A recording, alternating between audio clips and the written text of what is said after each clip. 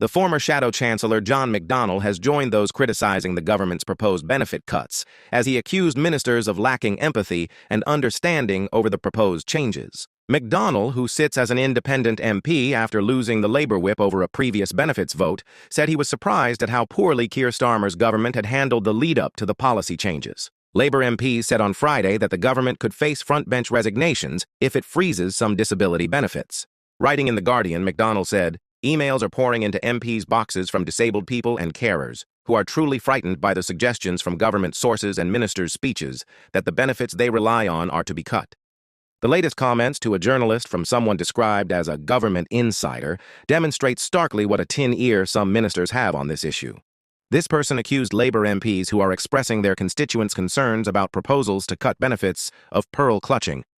It's clear that some politicians have learned nothing from the winter fuel payment debacle that is still being raised angrily on the doorstep with Labour canvassers.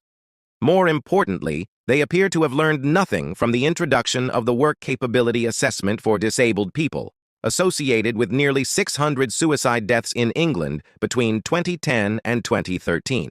The changes will be published next week in a green paper, and the Chancellor, Rachel Reeves, will present her spring statement to MPs on 26 March. Labour MPs have told No 10 that resistance to the freezing of the Personal Independence Payment, PIP, could be stronger than that to the means testing of winter fuel allowance, one of the first major changes announced when Labour came into office. The disquiet over welfare policy mirrors challenges Tony Blair faced in the early days of his Labour government in 1997.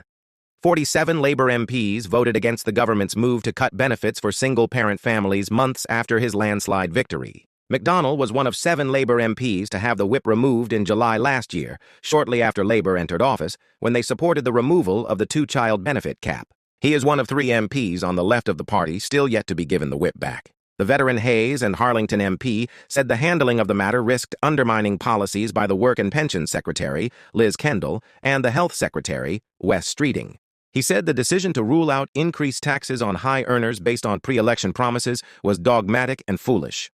The lack of understanding and empathy in the government's policy planning and articulation has been shocking, he said. There is still time for the Labour cabinet to act like a cabinet, and for its members to stand up to the Treasury to halt the cuts in benefits to the sick and disabled, and to insist on a more flexible interpretation of the fiscal rules and a limited set of tax measures. That would follow Starmer's guiding principle that the broadest shoulders should bear the heaviest burden.